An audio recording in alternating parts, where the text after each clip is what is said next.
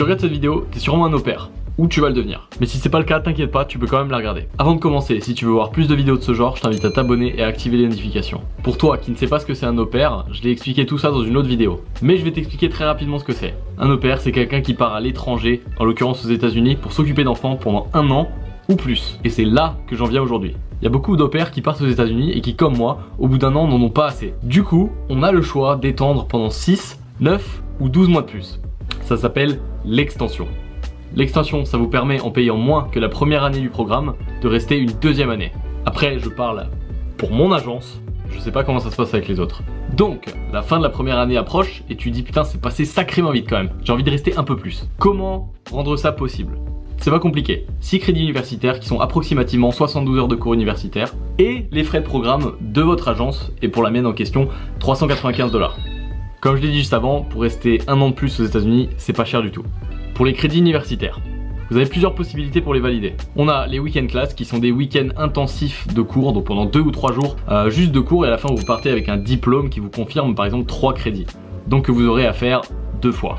Mais vous avez également des cours réguliers qui sont des cours réguliers mais qui doivent être en accord avec le programme. C'est-à-dire que ça doit être dans une université qui est en accord avec le programme pour vous valider des vrais crédits universitaires. Donc vous trompez pas. Donc en partant aux États-Unis, comme j'ai dit, vous pouvez étendre 6, 9 ou 12 mois. Mon choix personnel a été 12 mois. Pour revenir au crédit universitaire, quand vous étendez 6 et 9 mois, vous avez juste à en faire 3 supplémentaires. Et quand vous étendez 12 mois, vous en avez à nouveau 6. Donc la première année que vous faites, vous avez à faire 6 crédits universitaires qui vont vous valider l'extension. Et dans votre extension de 12 mois, vous aurez de nouveau à faire 6 crédits universitaires. Ou 3 pour les 6 et 9 mois. Si jusque là il y a quelque chose que vous n'avez pas compris, dites-le moi dans les commentaires et je vous répondrai. Mais si vous voulez également me faire passer un message, vous pouvez aller me suivre sur Instagram ou Twitter et je vous répondrai aussi. S'il y a d'autres choses que vous voulez savoir sur le programme d'au pair, n'hésitez pas à me le dire et je ferai peut-être d'autres vidéos.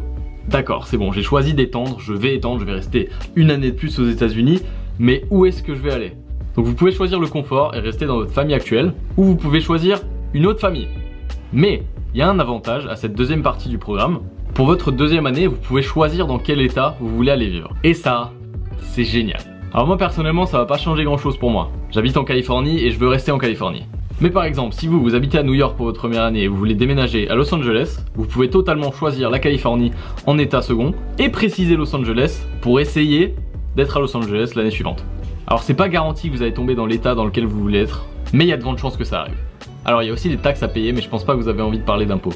Et j'ai pas envie d'en parler non plus. Il y a une autre question qui peut se poser aussi, c'est pourquoi étendre? Pourquoi utiliser 2 années de ma vie à rester aux États-Unis? Alors les raisons sont un peu différentes pour tout le monde, mais majoritairement je dirais voyager. En arrivant pendant 1 année, on se dit qu'une année c'est long et qu'on va avoir le temps de voyager dans plein d'endroits différents. Mais non, ça passe vraiment très vite. Alors il y a beaucoup d'au pairs qui, comme moi, ont envie de voyager un peu plus, découvrir d'autres choses et qui au final restent pour 1 an de plus. Pendant ma première année, j'ai pas découvert tant que ça les États-Unis. Je suis beaucoup resté ici, j'ai beaucoup vu les mêmes choses et Los Angeles. Beaucoup Los Angeles. Mais j'ai envie de voir plus loin, j'ai envie de découvrir d'autres choses et c'est un petit peu pour ça que je reste. Mais il y a d'autres raisons. Si vous voulez le savoir, vous pouvez aller voir d'autres de mes vidéos, mes vlogs aussi, et vous saurez pourquoi.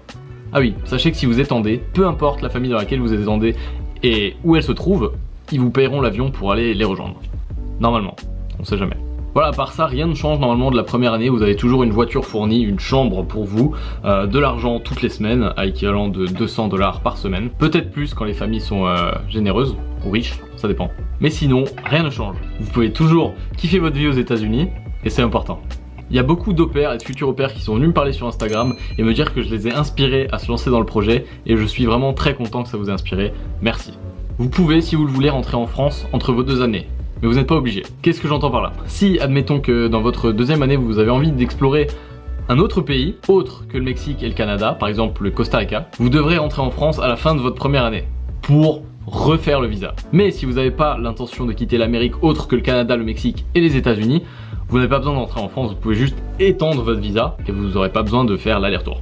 Moi par exemple, j'ai totalement envie d'entrer en France pour refaire le visa, mais vous pouvez également reprendre l'assurance pour la deuxième année qui s'élève à hauteur de 500 $ pour mon agence qui est Cultura Care. Je sais pas comment ça se passe avec les autres, mais en tout cas, comme j'ai dit, vous pouvez, vous n'êtes pas obligé.